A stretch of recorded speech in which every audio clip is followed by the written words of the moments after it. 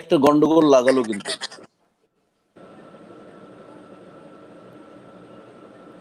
আসসালামু আলাইকুম। Channel I TV, Facebook live এবং জয় পক্ষ থেকে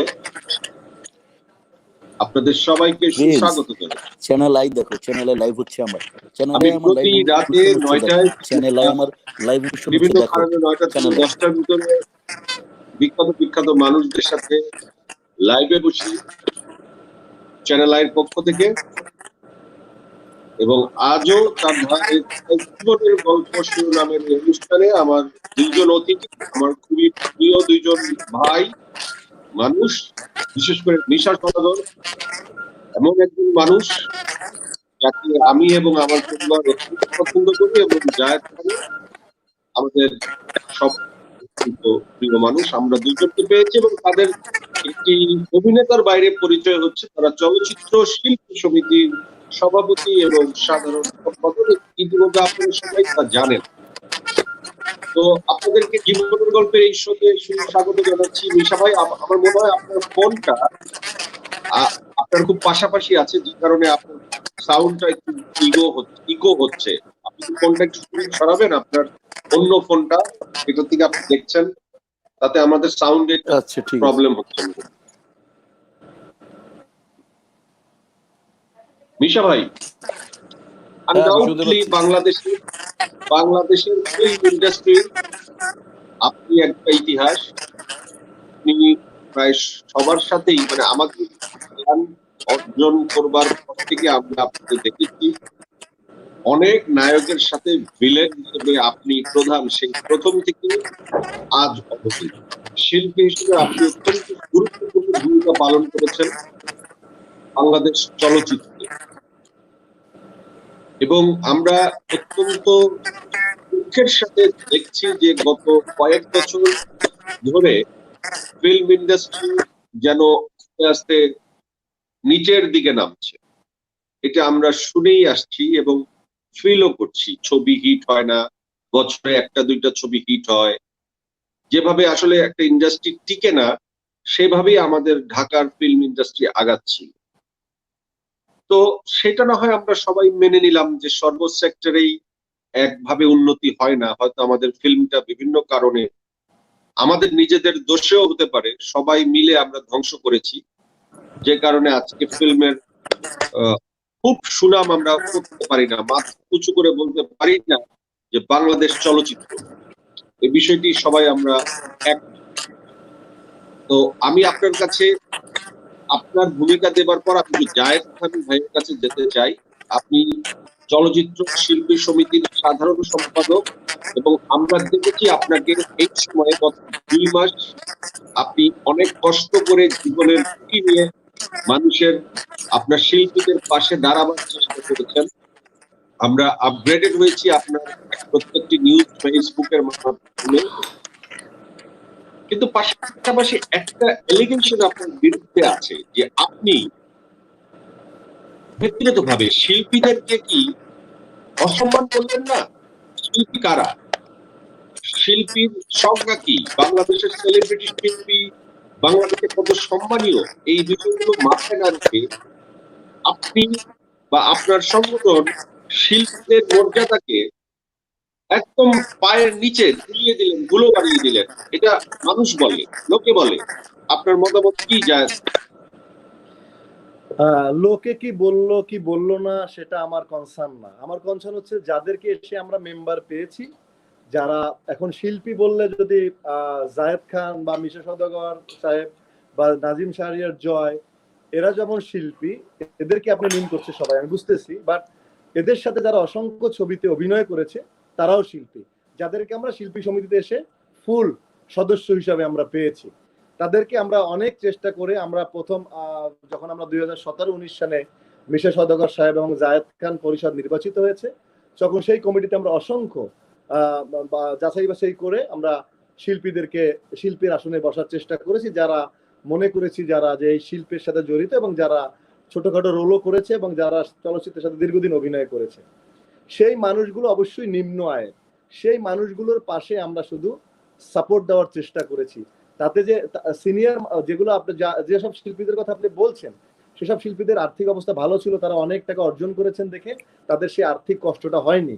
কিন্তু এই মানুষগুলো নিম্ন আয়ের ছিল, তারা খুব ডে বেসিস কাজ করেছে, যে কারণে এই শিল্পী এই মানুষগুলোকেই কষ্টটা বেশি, যার কারণে এই মানুষগুলোর পাশে আমাদের দাঁড়াতে হয়েছে। এই মানুষগুলো যদি আবার কন্টিনিউ সিনেমার অবস্থা ভালো থাকতো, অনেক ছবি থাকতো, এই মহামারী না আসতো, তাহলে কিন্তু আবার এই মানুষগুলোকে সহযোগিতার বা সাহায্য আপনি খুবই স্পষ্ট ভাবে প্রশ্নটা বুঝবার চেষ্টা করেন। আমি এই প্রশ্নের উত্তর আসলে মিশা সওদাগর ভাইয়ের কাছ থেকে নেব। তবে আমি আবারও অনুরোধ করছি মিশা ভাই, আপনার ফোনটা সম্ভবত আপনার খুব কাছাকাছি আছে আরেকটি ফোন, যে কারণে সাউন্ডটা ইকো হচ্ছে। আপনি কি আপনার কাছে কোনো ফোন থাকলে সেটা সরিয়ে নেবেন? আপনার আমার সাউন্ডটা ডিস্টার্ব করছে, আপনাদের কারো একজনের ফোনের কাছে। এখন ঠিক আছে কিনা দেখেন মিশা ভাই? না আমার মিশা ভাই, আমি আমার সাথে কোনো ফোন নেই, আমি বন্ধ করে ফেলেছি অলরেডি আমার ফোন। আচ্ছা, আপনি কি আমাকে শুনতে পাচ্ছেন? আমি আপনাকে প্রশ্নটা করলাম, আপনি একজন প্রথিতযশা শিল্পী। আমি শুনতে পাচ্ছি, কিন্তু একটু প্রবলেম হচ্ছে, ভেঙে ভেঙে। আমিও বলছি যে আপনার পাশে কি কোনো ফোন আছে? কোনো ফোন আছে যেটা আপনার লাইভটা দেখাচ্ছে? এটা বন্ধ করা, ফোন বন্ধ করা আছে। তাহলে সমস্যা কোথায় হচ্ছে আমি বুঝতে পারছি না। আপনি আমার কথা শুনতে পাচ্ছেন? আমি ঠিক বুঝতে পারছি। আমি কি নিয়ে নেবো? আমি এটা বন্ধ করে ফেলবো? কেন ট্রাই যাই, দেখি শুনি। আপনি কি আমাকে শুনতে পাচ্ছেন মিশা ভাই? তুমি কি শুনতে পাচ্ছ আমাকে? এটা কি বেটার? আপনি কি আমাকে শুনতে পাচ্ছেন এখন? এটা কি বেটার? সরি, ওই সেমই শুনতে, মানে আমি একইভাবে শুনতে পাচ্ছি, একইভাবে শুনতে পাচ্ছি। আমরা মিশা ভাইকে শুনতে পাচ্ছি। আমার মনে হয় আচ্ছা, বলো, এখন তুমি বলো, জয় এখন শুনতে পাচ্ছেন? হ্যাঁ, শুনতে পাচ্ছি। আপনি বাংলাদেশের একজন প্রথিতযশা শিল্পী। শুনতে পাচ্ছি। আপনি বাংলাদেশের একজন প্রথিতযশা শিল্পী, আপনি একজন তারকা অভিনেতা। আপনি শিল্প মাধ্যমে কয়েক যুগ, আমার ধারণা আপনি 2 যুগের বেশি সময় আপনি আপনার শিল্প সত্তাকে প্রমাণিত করেছেন এই মাধ্যমে। আপনি বাংলাদেশের একজন স্বীকৃত শিল্পী।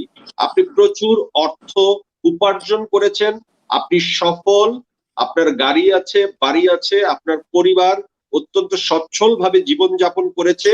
আমার প্রশ্ন হচ্ছে, জায়েদ খান এবং আপনার পরিষদ যখন শিল্পী সমিতির দায়িত্ব নিল এবং এই অসময়ে যখন আপনারা শিল্পীদের সহযোগিতা করছেন, এটার এত বেশি ব্যাপক প্রচার হচ্ছে, তাতে করে শিল্পীদের ইমেজ মানুষের কাছে একটি নিম্ন পর্যায়ে চলে যাচ্ছে।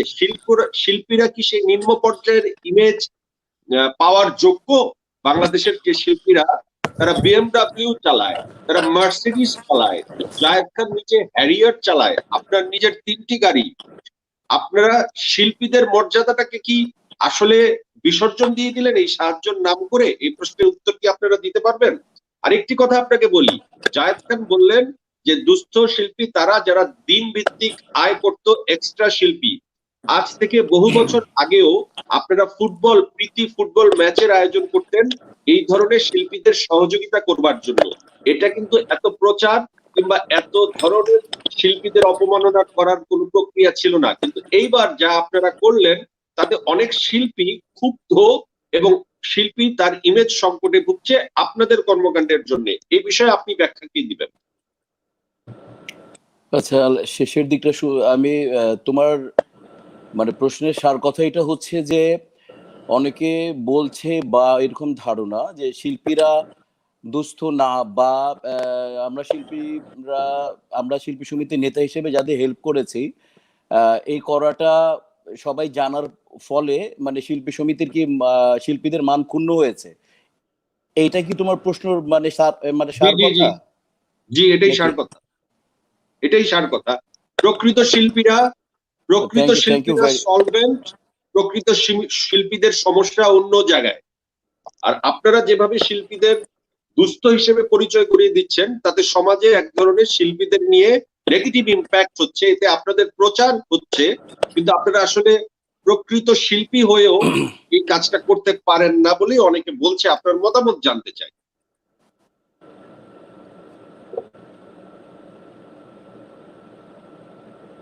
মিশা ভাই, আপনি থ্যাংক শুনছেন? ইউ ভেরি মাচ আমাদেরকে অনুষ্ঠানে ইনভাইট করার জন্য।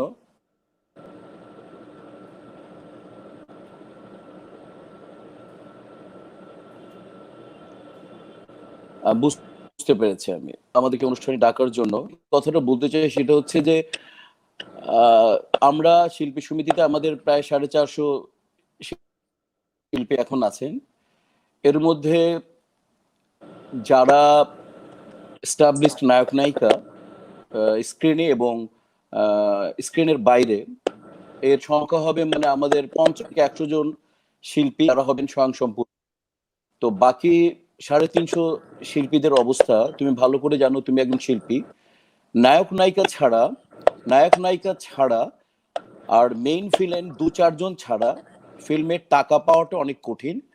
শিল্পীরা কাজ করে কেবলমাত্র আবেগের বশীভূত হয়ে, ভালোবাসার খাতিরে তারা কাজ করে। তারা আসলে এটা একটা শিল্প, তুমি জানো, তুমি নিজে একজন আপাদ মস্তক শিল্পী।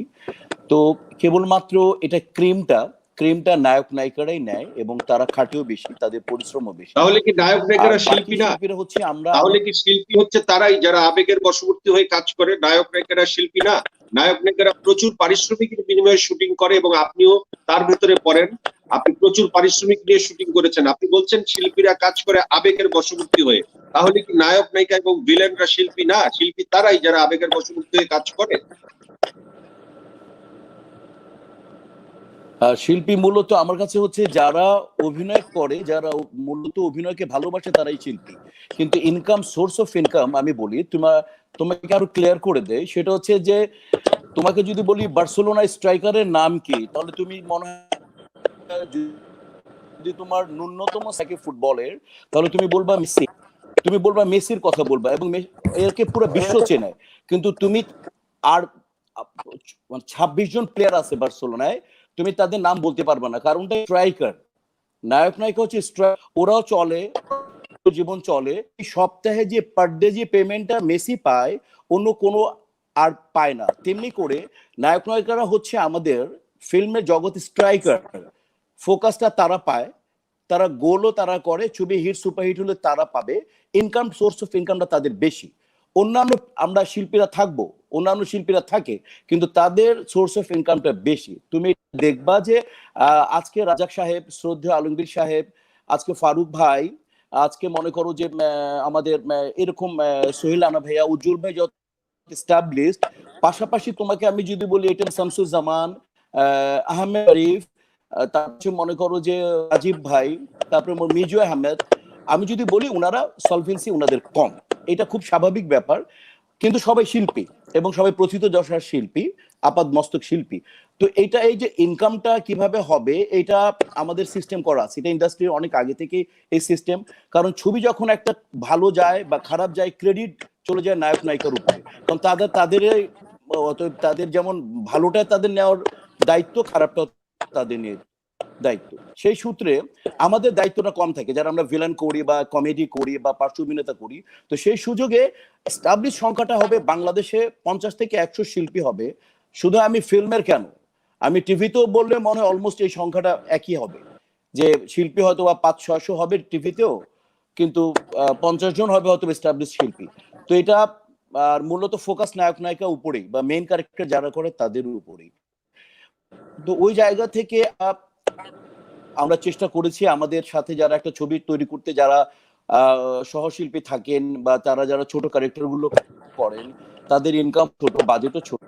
আর তুমি ভালো করে জানো বিগত 5 বছর যাবত ইন্ডাস্ট্রির অবস্থা খুব খারাপ। তো সেই জায়গায় ছবি প্রোডাকশন কমে গেছে, উল্লেখযোগ্য কোনো প্রোডাকশন হাউস নেই।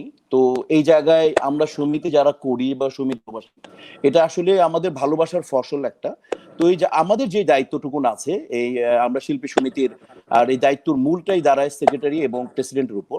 আমরা শিল্পীদের এই 450-500 শিল্পীকে যারা এস্টাবলিশ, তাদেরকে বাদ দিয়ে আমরা চেষ্টা করেছি, তাদের দুঃখের কথা শুনেছি, আমরা তাদের সাথে আপনারা খুবই ভালো কাজ কিছু করেছেন শেয়ার মিশা করি, ভাই। ওই জায়গা থেকে আমরা আপনারা তাদেরকে খুবই সাহায্য ভালো করেছি। কাজ আর করেছেন, প্রচারের যুগে আপনারা খুবই ভালো কাজ করেছেন। আপনারা যারা অপেক্ষাকৃত সচ্ছল নয় সেই সমস্ত শিল্পীদের পাশে দাঁড়িয়েছেন।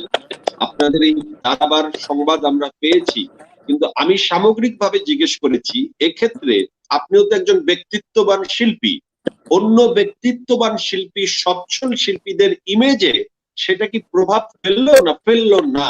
আপনার কাছে সরাসরি প্রশ্ন।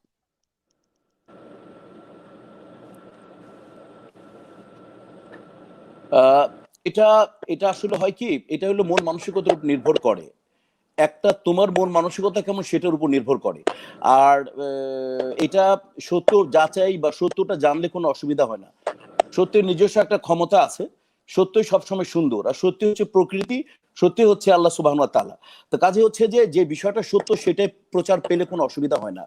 আমাদের যেমন দায়িত্বটা সুন্দর, আমি শিল্পী, আমি স্টাবলিশড।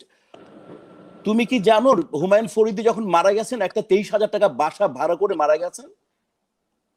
এটিএম শাহজামান সাহেবের তার নিজস্ব একটা বাসা পুরনো ঢাকায়।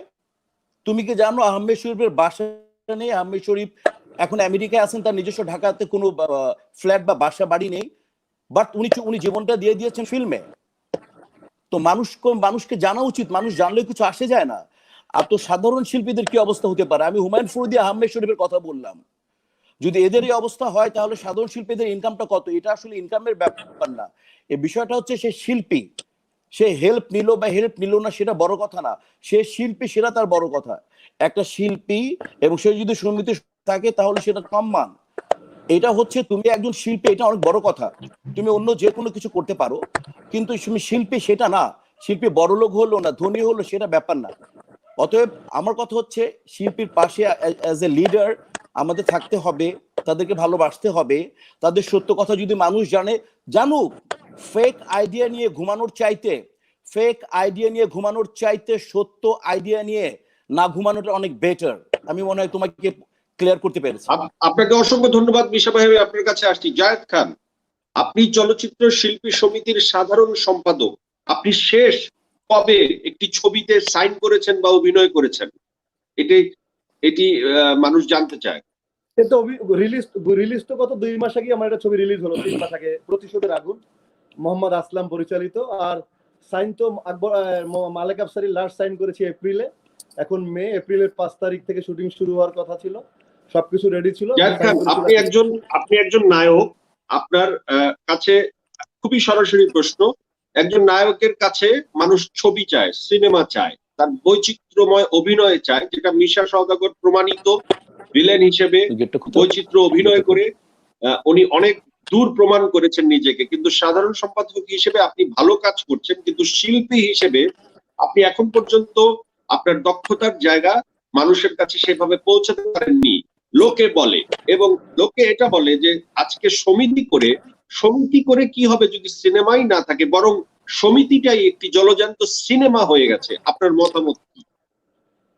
আমি তো আবারও বললাম আপনাকে, ভালো কাজ করতে গেলে তো পিছনের লোকের কথা থাকবে। আমি জানি আমার লক্ষ্য কি। যদি সমিতিগুলোই না থাকতো আজকে তো ইন্ডাস্ট্রিতেই থাকতো না। সেটা কি হতো? এখন ডিম আগে না মুরগি আগে, সেরকম হয়ে গেছে। এখন বিষয়টা হচ্ছে জায়েদ খানকে তো আগে সমিতি কিন্তু অনেক আগের থেকেই ছিল। যখন সিনেমার স্বর্ণালী যুগ ছিল তখনও কিন্তু সিনেমা ছিল, এবং তখনও সাধারণ সম্পাদক ছিল, তখনও সেক্রেটারি প্রেসিডেন্ট ছিল, এবং তখনও কিন্তু সিনেমার সুদিন ছিল। কাজে এখন সমিতি না থাকলে সিনেমা থাকবে না, এই কথাটি আপনি কিভাবে বলেন জায়েদ খান? না, সমিতি বললে সিনেমা থাকবে না, আমি কিন্তু আপনাকে ওই অর্থে বলি নাই। যখন আগে সমিতি ছিল তখন সমিতির কার্যক্রম পরিধি এত ব্যাপক ছিল না, তখন অনেক বেশি সিনেমা ছিল, তখন হল ছিল অনেক, তখন সিনেমার প্রযোজনা সংস্থা অনেক বেশি ছিল, শিল্পীরা ব্যস্ত থাকতো বেশি, শিল্পীদের বিপদ আপদে এত দেখতে হতো না সমিতিগুলোকে, তখন শিল্পীরা এত বেশি মানে নিম্ন আয়ের মধ্যে ছিল না। এখন শিল্পীদের কাজ কম, যার কারণে নিম্ন আয়ের মানুষ বেশি মারা যাচ্ছে, বেশি অসুস্থ হচ্ছে বেশি, দেশে এই মহামারীর মতো অবস্থা হয়েছে, যার কারণে শিল্পী সমিতি শিল্পীদের পাশে দাঁড়াচ্ছে। কিন্তু শিল্পী সমিতি কোনো সিনেমা তৈরির ক্ষেত্রে বা সিনেমা নির্মাণের ক্ষেত্রে কোনো অন্তরায় কিন্তু হচ্ছে না।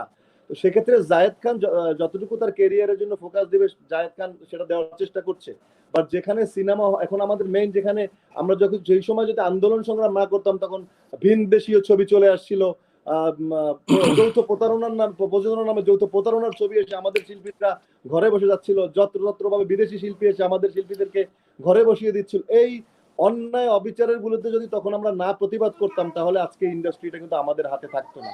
আমাদের হলগুলো যদি অন্য ছবি দিয়ে দখল হয়ে যেত চ্যানেলের মতো, তখন কিন্তু আমাদের এই সিনেমায় লাস্ট অভিনয় করার চ্যানেলের মতো কথাটি আমি বুঝতে পারিনি, একটু ব্যাখ্যা করে বলবেন। চ্যানেলের মতো বিদেশি চ্যানেলগুলো আমাদের চ্যানেলগুলোকে দখল করে নিয়েছে। আমাদের কোনো চ্যানেল তো বিদেশে চলছে না, আমরা যে দেশেই যাই আমাদের চ্যানেলগুলো তো সেখানে চলছে না। আমরা শুধু বাইরের চ্যানেলে আমাদের চ্যানেল ভরে গিয়েছে। যখন চুক্তি হয়েছিল তখন বলা হয়েছিল দুই দেশের চ্যানেলের অবাধ আদান প্রদান, কিন্তু আমরা বিদেশে বা পাশের দেশে গেলে আমরা আমাদের চ্যানেল কোথাও দেখতে পাই না, সেটা আমাদের জন্য দুঃখের। তো সেরকম আমাদের কিন্তু 7টা চুক্তির আন্ডারে আমাদের সিনেমা আমদানি চুক্তি বা রপ্তানি চুক্তি হতো, সেখানেও কথা আছে ওই দেশে একটি ছবি আগে চলতে হবে, তারপর এদেশের একটি ছবি গিয়ে কলকাতায় আগে চলতে হবে, তারপরে আপনারা যখন থেকে নেতৃত্বে আছেন, আপনারা হল বাঁচানোর জন্য চেষ্টা করেছেন, হলের সংখ্যা তো আরো কমেছে আপনাদের নেতৃত্বের সময়। না, নেতৃত্বের সময় হলের সংখ্যা করেছি আমরা, বাইরের ভিনদেশি ছবির ক্ষেত্রে আমরা হল বাঁচানোর চেষ্টা করেছি, যেন বাইরের ছবিগুলোর ক্ষেত্রে। আপনারা হলের সংখ্যা কমানো ঠেকাতে তো পারেননি, হলের সংখ্যা এই হলগুলো হয়তো থাকতো না, যেগুলো দিয়ে আমরা ছবি দিচ্ছি বা যে ছবিগুলো রিলিজ হচ্ছে এই ছবিগুলো হয়তো হতো না যদি অন্য ছবিগুলো ঢুকতে দিতাম আমরা ও দেশের ছবিগুলো যদি রিলিজে এদেশে চলতে দিতাম, তাহলে আমাদের এই হলগুলো এই যে ছবিগুলো আজকে হচ্ছে বাংলাদেশ সংস্কৃতি, এগুলো তো আজকে থাকতো না। মিশা ভাই, আমি আপনার কাছে আমার মনে হয় শাহেদ খান যা বললো, আপনি তার সাথে কি কোনো একমত নাকি কোনো দ্বিমত পোষণ করবেন কোনো বিষয়, বা এই বিষয়ে কোনো ব্যাখ্যাটা সুন্দরভাবে টানবেন যে প্রশ্ন করা হয়েছে সে বিষয়ে? মানে আসলে আমি অনলাইনে ইন্টারভিউ দিতে চাই না এই কারণে যে ডিউ টু সাউন্ড, আর সাউন্ডটা প্রপার শোনা না গেলে আমার ভাল লাগে না, কারণ আমার প্রত্যেকটা শব্দ আমি অনুভব করে প্রকাশ করতে চেষ্টা করি। আসলে আমি ক্লিয়ার শুনতে পাই না, তাও যতটুকু তোমার প্রশ্নের সার কথা হচ্ছে যে যখন যে দেশে ছবি হচ্ছে না, তো সবার সমিতি করে কি লাভ, এরকম কিছু এক্স্যাক্টলি, যে সমিতিটাই একটা চলচ্চিত্র ছিল, যেখানে চলচ্চিত্র নেই সেখানে সমিতিটি কি মনে হচ্ছে, সমিতির কর্মকাণ্ডই একটি চলচ্চিত্র মনে হচ্ছে। আর ছবির সংখ্যার কমার পেছনে আপনারা কি বিদেশি ছবিকেই অন্তরায় মনে করছেন? জায়েদ খান যে কথাগুলোর উত্তর দিল তার থেকে এই প্রশ্নটা বের হয় যে ছবির সংখ্যা কমে যাচ্ছে, জায়েদ খান এই জন্য সমিতিকে হাইলাইট করে ছবির সংখ্যা কমানো ঠেকিয়েছে, কিন্তু এটা কি বিদেশি ছবি কি অন্তরায় ছিল ছবির সংখ্যা কমানোর? আপনার সাথে ডিফার আছে জয় ভাই। বিদেশি ছবির ক্ষেত্রে অন্তরায় ছবির সংখ্যা করার ক্ষেত্রে সমিতি অন্তরায় এটা না, এইটা কিন্তু কথা ছিল না। ছবির ক্ষেত্রে অনেকগুলো বিষয় ছিল অন্তরায় কমায়, যেমন পাইরেসি ছিল, ছবির বাজেট কমে গেছে, হলের সংখ্যা কমে গেছে। একটা প্রডিউসার যে ছবি লগ্নি করে হল থেকে টাকা উঠাবে, সে হলের সংখ্যা আমাদের সমিতি করার আগের থেকেই তো হলের সংখ্যা কম ছিল, বিভিন্ন ধরনের ইনভেস্টর আসছিল না। ইউটিউবে আজকে ছবি রিলিজ হলে কালকে ইউটিউবে রিলিজ হয়ে যাচ্ছে নকল, মানে পাইরেসি হয়ে যাচ্ছে, হল মালিকের ছবি নিচ্ছে না ইউটিউবে যাওয়ার সাথে সাথে পাইরেসি। এইসব কারণে কিন্তু অর্থ লগ্নকারী লোক কমেছে। দিনের শেষে যাই বলেন, যদি ছবি প্রযোজক না থাকে বা অর্থলগ্নি না করে, তাহলে তো সে ছবির সংখ্যা থাকবে না। এইসব কারণেই কিন্তু ছবির সংখ্যা কমেছে। বিদেশি ছবি আসা যাওয়ার সাথে কোনো ছবি কমা বা বাড়ার কোনো কথা আমি বলিনি। কথা বলেছি যে বিভিন্ন কারণে অর্থলগ্নি কম হচ্ছে প্রডিউসারের, যার কারণে ছবির সংখ্যা কমেছে। মিশা ভাই, আপনি কি শুনতে পাচ্ছেন কথা? মিশা ভাই, সাউন্ড কি ঠিক আছে? আমি শুনতে পেলাম, হ্যাঁ অলমোস্ট শুনতে পেয়েছি। আর যে বিষয়টা হচ্ছে যে ভাই, ছবির সংখ্যা বাড়ানো, শিল্পী সমিতির কাজ হচ্ছে বেশি বেশি হবে, ছবির সংখ্যা বাড়বে, এই ধরনের কোনো উদ্যোগ কি আপনারা আসলে আপনার সমিতি থেকে নিতে পারবেন, বা এটা কি সম্ভব?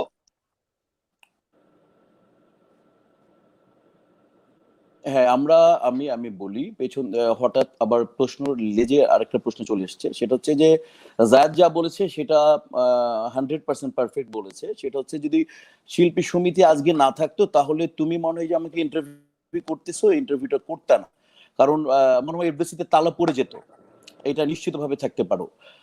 শিল্পী সমিতির আর মূল কাজটা আমি তোমাকে বলি, শিল্পী সমিতি হচ্ছে একটা অরাজনৈতিক সংগঠন, অলাভজনক প্রতিষ্ঠান, কিন্তু শিল্পের স্বার্থে, সংস্কৃতির স্বার্থে, চলচ্চিত্রের স্বার্থে আমরা যে কোনো সময় যে কোনো অর্গানাইজেশনের সাথে একাত্মতা প্রকাশ করতে পারি, বা আমাদের যে কোনো সময় যে কোনো স্টেপ নিতে পারি, সেটা বৈধভাবে হোক। তো সেই জায়গা থেকে আমাদের শিল্পী সমিতি হচ্ছে শিল্পীদের স্বার্থ দেখাটা মূল দায়িত্ব। এরপর যে আমাদের বর্ধিত কাজগুলো ছিল, যে অন্যান্য ছবি চলে আসতেছে, আমাদের এখানে ছবি হচ্ছিল না। এখন তো আশা করি আমরা শুধু যদি আমরা ওই সময় সিরিয়াস না হতাম, তাহলে এখন ওই যে জয়ের দেবে রিলিজ পেত না, সাকিব খানের পাসওয়ার্ড রিলিজ পেত না, পরে এরকম আমি যদি বলি যে ঢাকা অ্যাটাকের মতো ছবি রিলিজ পেত না। কাজে আমাদের দায়বদ্ধতা ক্লিয়ার করতে চাই যে আপনি বলেছেন যে আপনি শিল্পী সংগঠন না করলে আপনাকে এই শোতে ডাকা হতো না, কিন্তু সেটা ভুল ধারণা। আপনি শিল্পী, আপনাকে সবসময় যে কোনো জায়গায় ডাকা হতো শিল্পী হিসাবে, এটাই আপনার প্রধান পরিচয়। প্রশ্নটা ক্লিয়ার না, প্রশ্নটা না, আপনি বলছিলেন যে শিল্পী সমিতি না থাকলে আজকে এখানে ডাকা হতো না, কিন্তু বিষয়টি ভুল। আপনি শিল্পী হিসেবে আপনি সবসময় সব জায়গায় ডাক পাবেন, আজকের অবস্থা সমিতির জন্য না। হ্যাঁ, আজকে যে এইটার এই যে হ্যাঁ, আমি শিল্পী সমিতির ওটা বললাম যে আমরা তখন শিল্পী সমিতি মনে করেছে যে অন্যান্য ভাষার বা অন্যান্য দেশের ছবি নীতি বহির্ভূত হয়ে আমাদের দেশে যে ঢুকে যাচ্ছিল, অন্যান্য দেখা যাচ্ছিল প্রত্যেকটা ফ্লোরে বিদেশি শিল্পীরা কাজ করছে। তো সেই জায়গাতে যদি আমরা এবং পাবে না, সেটা অবৈধভাবে হওয়াতে আজকে যে কয়টা ছবি রিলিজ হচ্ছে বা এটার দৃঢ় পদক্ষেপ নিয়েছে শিল্পী সমিতি। তো শিল্পী সমিতির এই কাজটা করেছে, এই জন্য বললাম ওগুলো কাজ করেছি। আজকে ইন্ডাস্ট্রিতে এখন যে অবস্থায় আছে বা চলতেছে, এর পিছনেও শিল্পী সমিতির অবদান অনস্বীকার্য। ওইটা জায়েদ খান বলতে চেষ্টা করেছে।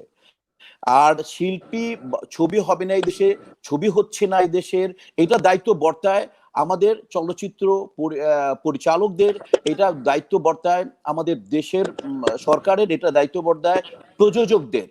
আপনারা বলেছেন শিল্পী সমিতি অরাজনৈতিক একটি সংগঠন, কিন্তু আপনারা তো শিল্পী সমিতিকে অরাজনৈতিক সংগঠন এখন বলছেন না, বা আপনাদের অ্যাক্টিভিটিসে সেটি অরাজনৈতিক সংগঠন হচ্ছে না, সেখানে একটি প্রকৃত রাজনৈতিক সংগঠনই মনে হচ্ছে। আপনাদের এখনকার যে কোনো সংগঠনের যে কোনো অ্যাক্টিভিটিসকে একটি রাজনৈতিক সংগঠন বলেই মনে হচ্ছে, একটি দলের সংগঠন বলেই মনে হচ্ছে। আপনি কিভাবে বলছেন যে অরাজনৈতিক সংগঠন?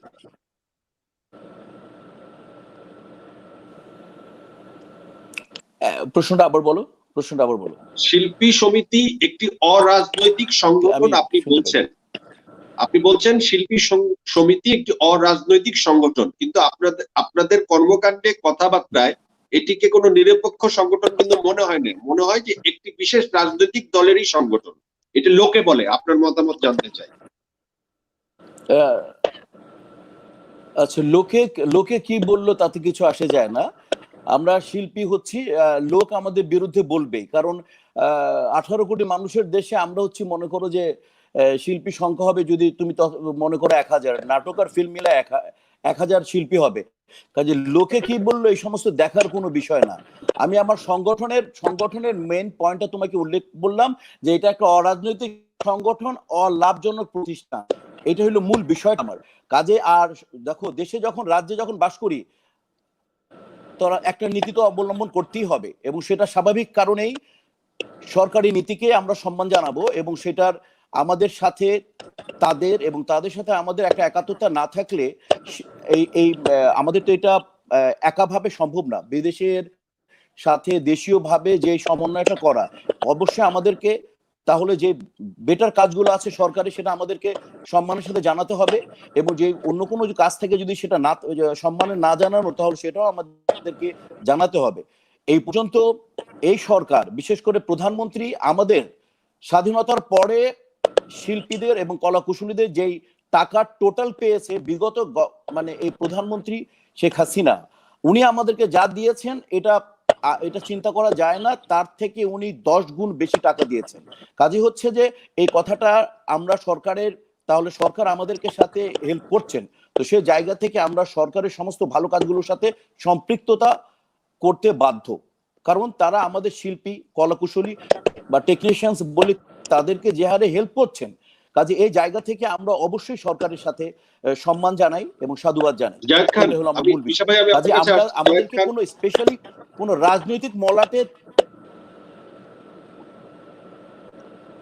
জায়েদ খান, আমি আপনার কাছে শুনতে চাই যে লোক তো শিল্পীকে ভালোবাসে, শিল্পীর বিরুদ্ধে কথা বলে এরকম আমরা শুনিনি, এটাকে আপনার মতো করে আপনি বলেন যে লোক তো শিল্পীকে ভালোবাসে নাকি লোকেরা, কিন্তু শিল্পীর বিরুদ্ধে কথা বলে এরকম আমরা কিন্তু শুনি না।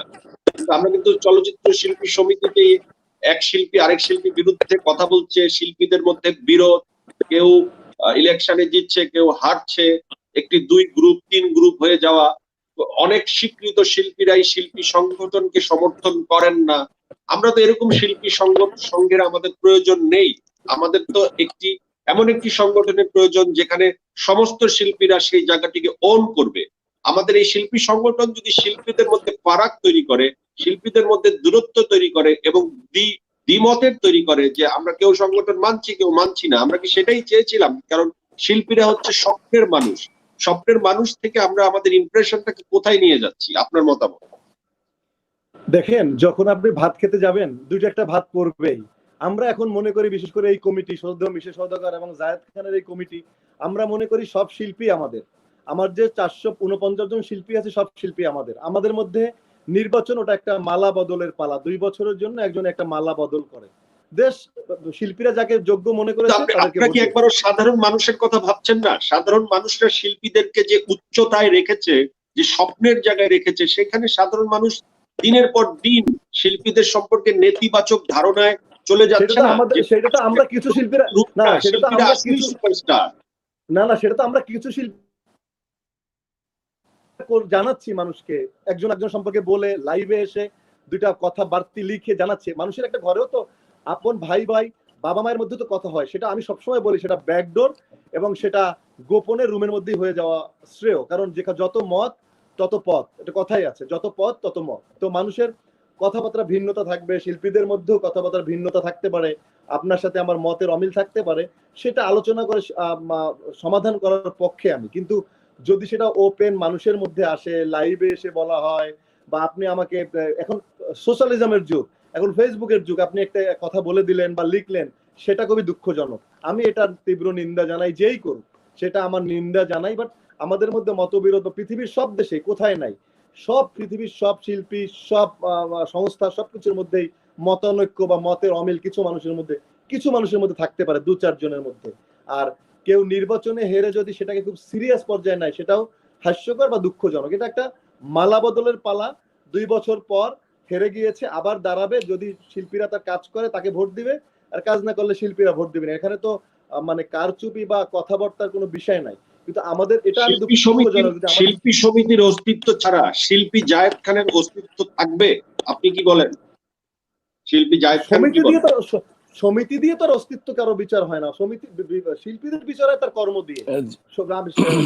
সমিতি একটা মানুষের যাওয়ার পথে একটা কর্মপদ্ধতি, 2 বছরের একটা, বললাম তো, মালা বদল একটা পিকনিকের মতো শিল্পীদের জন্য কাজ করা। তো আমার তো এমন না যে আমার না, কারোই শিল্পী সমিতি কারো অস্তিত্বের বিষয় না। অস্তিত্বের বিষয় তার কর্মপদ্ধতি, তার প্রফেশনালিজম আর তার কর্ম। আপনি যেখানেই থাকেন আপনার কর্ম। আপনি বলেছিলেন যে শিল্পী সমিতিতে সময় দিতে গিয়ে আপনি আপনার বেসিক কর্মকাণ্ডকে আপনি হারিয়ে ফেলছেন। আপনি আপনার অভিনয়ের দক্ষতা, আপনার অভিনয়ের মনোযোগ এবং অভিনয়ে যে সময় দেওয়া দরকার তা আপনি দিতে পারছেন না, যেটা বেশি প্রয়োজন আপনার জন্য, কিন্তু আপনি সমিতির নেতা হয়ে সেটা পারছেন না। এটা আপনার শিল্পী সত্তার উপর প্রভাব পড়ছে। শিল্পী সত্তা বাঁচিয়ে রাখা বেশি প্রয়োজন নাকি সমিতির সাধারণ সম্পাদক থাকা বেশি প্রয়োজন? আপনার কাছে প্রশ্ন।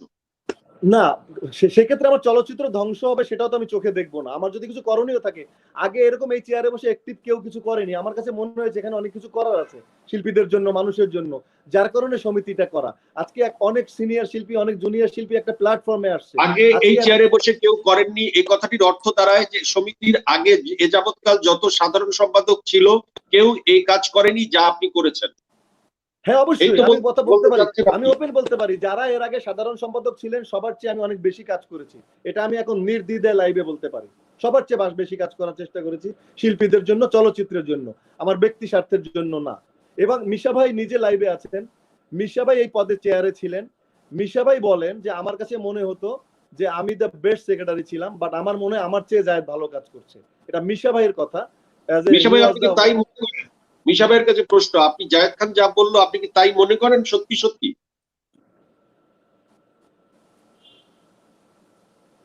বলো আবার জয়, আরেক বলো প্লিজ।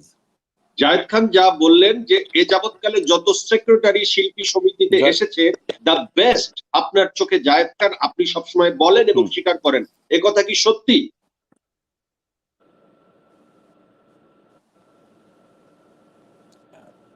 আমি আমি এটা বলতে চাই যে একজন সাধারণ সম্পাদকের যে সমস্ত গুণাবলী বা একটা সেনাপতির যে সমস্ত বিচক্ষণতা থাকা প্রয়োজন, যে সমস্ত সচেতনতা থাকা প্রয়োজন, যে সমস্ত গুণে গুণান্বিত থাকা প্রয়োজন, জায়েদ আমার দেখা, মানে আমি ছিলাম, মানে কলি ভাই ছিলেন এখানে, ইলিয়াস কাঞ্চন ভাই ছিলেন, তারপর হচ্ছে আমাদের দীপজল ভাই ছিলেন, মান্না ছিল।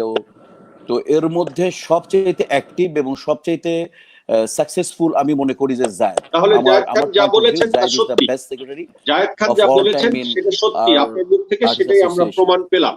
আপনাকে একটি কোশ্চেন অ্যাড করে দিতে চাই। জয় ভাই আপনার কাছে আমার একটা প্রশ্ন নির্বাচনে আছে, হেরে, জয় ভাই, আমার জয় ভাই। কথাটা শুনে নিন।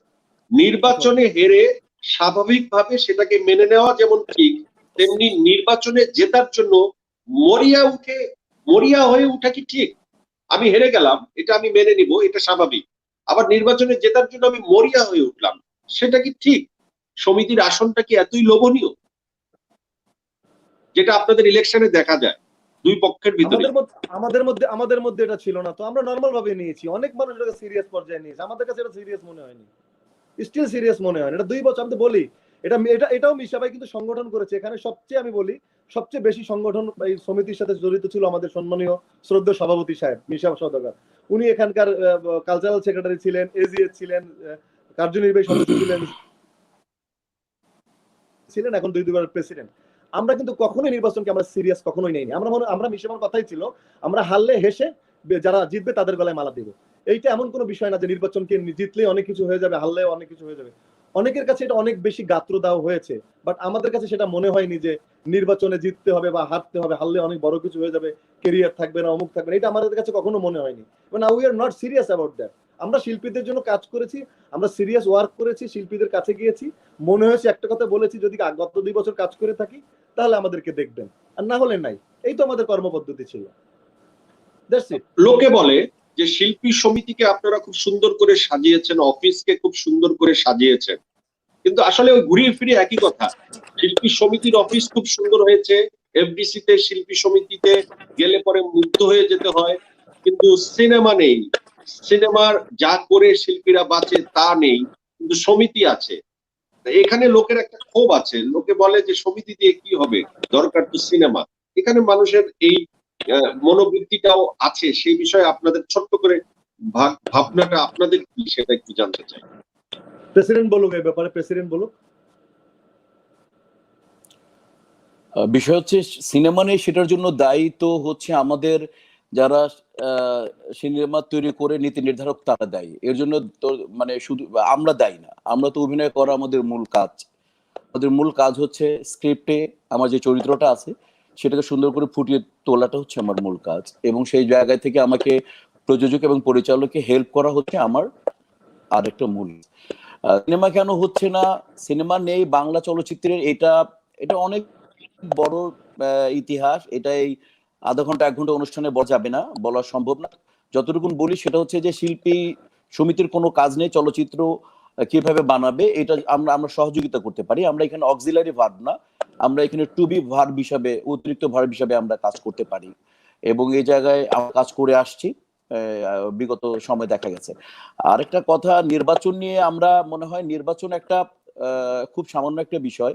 আর তোমার একটা আগের প্রশ্ন করি, তুমি বলছিলা যে শিল্পী সমিতির সাথে 2টা গ্রুপ, শিল্পী সমিতির সাথে কোনো গ্রুপ নেই, শিল্পীদের একটাই গ্রুপ। আর আমি যদি একটু আগেও জায়েদ খান বললেন, কোন শিল্পীর কথা একটু আগেও জায়েদ খান বললেন যে আমাদের কাছে তা মনে হয়নি, শিল্পী সমিতির ইলেকশন খুব সিরিয়াস কিছু, এটা আমাদের কাছে মনে হয়নি। তাহলে কাদের কাছে মনে হয়েছে? এখানে এই কথাটাতে কি 2টি গ্রুপ আছে, এটা প্রমাণিত হয় না? এবং জায়েদ খানকে আমার প্রশ্ন, আপনাদের কাছে মনে হয়নি, তাহলে কাদের কাছে মনে হয়েছে সিরিয়াস? এটা একটু ক্লিয়ার করবেন। আমি বলি না, তুমি তার আগে বলেছো, তুমি জায়েদ খানের আগে তুমি যে প্রশ্নটা ছুড়েছিলে সেটা ছিল যে আরেকটা গ্রুপ আছে, আরেকটা গ্রুপ শিল্পী সমিতির একাত্মতা ঘোষণা সাথে তার একাত্মতা প্রকাশ করে না, তোমার এই বিষয়টা ছিল। তাহলে আমি তোমার কাছে জানতে চাই কাদের কথা তুমি বলছো। আমরা তো জানি আমাদের যে 450 শিল্পী রয়েছে তারা আমাদের সাথে উগত, তারা প্রত্যেক আমাদের সাথে তাদের অনুভবের সাথে আমাদের অনুভব, তাদের অনুভূতির সাথে আমরা একাত্মতা প্রকাশ করি। তাদের আমাদের মধ্যে এরকম কেউ নেই। তুমি কাদের কথা বলছো? আমাকে একটু বলো তো কারা এরা? তুমি আজকের কাদের শোতে কথা মিন করো যে শিল্পী সমিতির সাথে শিল্পী সমিতির কাজের সাথে আমরা কমেন্টস মত গুলো প্রকাশ বা নিতে পারছি না। তবে আমরা এটুকু বলতে চাই যে আমরা একদম অনুষ্ঠানের শেষ পর্যায়ে এসে গেছি।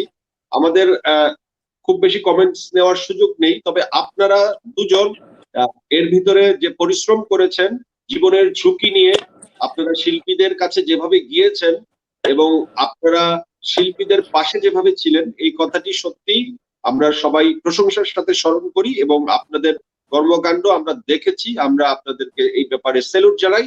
জীবনের গল্পের এই অনুষ্ঠানে আপনারা দুজন এসেছেন, আপনাদের অত্যন্ত ভালোবাসা আমাদের হৃদয় থেকে। এবং শেষ কিছু কথা জায়েদ খান আপনার মুখ থেকে শুনতে চাই, শেষ অংশ। আমি একটা কথা বলি, আমি একটু কথা বলে শেষ করে দেই। আমি জায়েদ আমি একটু শেষ করে দেই। সেটা হচ্ছে যে আমি তোমাকে বলি যে শিল্পী সমিতি যেমন এইবারে শিল্পী সমিতি তুমি শুনে রাখো যে শিল্পী সমিতির ইতিহাসের সবচাইতে উল্লেখযোগ্য শিল্পী সমিতি এইবারের সমিতিটা। আর আপনি কিন্তু আগেও শিল্পী সমিতিতে ছিলেন। উল্লেখযোগ্য কারণ হচ্ছে আপনি কিন্তু আগেও শিল্পী সমিতিতে ছিলেন, কিন্তু এইবারে উল্লেখযোগ্য আপনি সবচেয়ে বেশি মার্ক দিচ্ছেন। আমি অনেকবার ছিলাম মানে চলচ্চিত্রে অনেক বছর যাবত, অথবা আমি সেটা বলতে চাচ্ছি যে এবারে শিল্পী সমিতিটা হচ্ছে সবচেয়ে স্ট্রংগেস্ট শিল্পী সমিতি। কারণটা হচ্ছে তুমি দেখেছো যে আমাদের 21 জন পাস করেছে, এটা একটা হিস্ট্রি। এটা এর আগে কখনো শিল্পী সমিতি যতগুলো নির্বাচন হয়েছে কখনো 21 জন পাস করে না, আমাদের কিন্তু টোটাল ক্যাবিনেট। আর এইবারের মতো এত স্ট্রংগেস্ট কমিটি কখনোই ছিল না, এবং স্বতঃস্ফূর্তভাবে কাজ করা। এখন ছবির সাথে আমাদের মিলাবা না, ছবির সাথে আর দু চারজন শিল্পী যদি তাদের মত ভিন্নভাবে প্রকাশ করে, ওটা আমাদের ব্যাপার না। কিন্তু আমরা যথেষ্ট পরিমাণে, তুমি প্রত্যেকটা শিল্পীদের কাছ থেকে জেনে নিবা যে আমাদের কাজে তারা যে স্বতঃস্ফূর্তভাবে সহযোগিতা করে এবং খুশি, এটা কিন্তু ইতিহাস। কাজেই হচ্ছে আমার মনে হয় এই যে আমরা এভাবে লাইভে এসে আমরা এই সমিতি নিয়ে অন্যান্য দু চারটা শিল্পীর কথা না বলাটা আমাদের উচিত। কারণ সবাইকে মানুষ মনে করবে যে আমাদের মধ্যে আসলে কোনো দ্বিধান্বিত হয়ে আছে, ভাগ আছে। আমাদের কোনো ভাগ নেই। শিল্পী সমিতি একটা খুব সুন্দর একটা সমিতি, এবং এখানে যারা যারা মেম্বার আছেন প্রত্যেকে আমাদের মনের ভেতর থেকে আদরের মেম্বার। কাজে আমাদের সাথে কোনো মারামারি নেই। আমাদের সাথে আমাদের বরদাত, আমাদের উপদেষ্টা পরিষদ আছেন, আর তারপরে আমরা সমসাময়িক যারা আছি, তারপরে আমাদের জুনিয়র্সরা আছেন, তার জুনিয়র্সরা আছে, সবাই মিলে অসম্ভব একটা সুস্থ শিল্পী সমিতি। আমি বলি শিল্পী সমিতির মতোই যদি আমাদের আজকে চলচ্চিত্রও যদি আমাদের এভাবে থাকতো, তাহলে আমার মনে হতো যে এই আমরা যত অর্গানাইজ, যদি আমরা সবাই মিলে যদি অর্গানাইজ হয়ে কাছ থেকে আমাদের চলচ্চিত্রের জন্য কিছু আদায় করতে পারতাম, তাহলে শিল্পী সমিতিকে উদাহরণ হিসেবে সামনে আনা যেত। আপনি অনেক সুন্দর কথা বলেছেন। আমার একটা শেষ প্রশ্ন, চলচ্চিত্র শিল্পী সমিতির সদস্য তো অনেকেই, হিরো আলম কি চলচ্চিত্র শিল্পী সমিতির সদস্য? সেও তো চলচ্চিত্রে অভিনয় করেছে।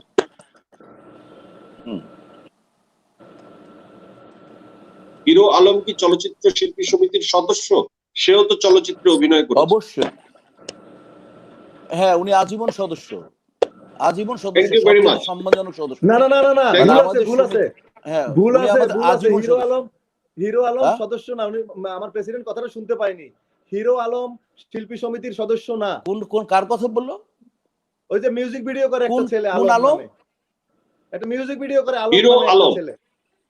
আমরা হিরো আলম নামে কাউকে চিনি না। হিরো শব্দটা মানে কি? নাম কি? নায়ক রাজরাজ্জাক। আমরা হিরো বুঝি ফারুক, আমরা হিরো বুঝি আলমগীর। আমরা এছাড়া কাউকে হিরো নামে বুঝি না, চিনি না আমরা কাউকে। যে আপনাদের দুজনকে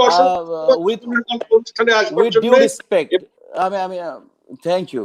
যাই হোক, আমার মনে হয় যে তোমাকে ধন্যবাদ জয়।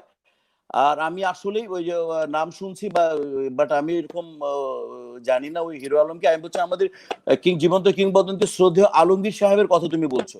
উনি আমাদের আজীবন সদস্য, উনি আমাদের কিংবদন্তি, উনি আমাদের শ্রদ্ধেয়, উনি আমাদের অনেক পরম আদরের। আর বাকি আমি আসলে এছাড়া বাইরে এই তুমি তকমা লাগাই দিবা হিরো, তুমি ভিলান, তুমি নায়িকা, তুমি ডিরেক্টর, তুমি প্রডিউসার, এত সহজ না। এটাকে আমি হয়তোবা আমি হয়তোবা নাম শুনছি, কিন্তু এই বিষয়ে আমি কোনো মন্তব্য করতে চাই না। আমার করা সমুচিত হবেও না। Thank you very much. আপনাদের দুজনকে অসংখ্য ধন্যবাদ। আপনারা ভালো থাকবেন। আপনাদের আবার কোনো শোতে আমরা ডাকবো, ইনশাল্লাহ দেখা হবে। Thank you very much. তোমাকে ধন্যবাদ।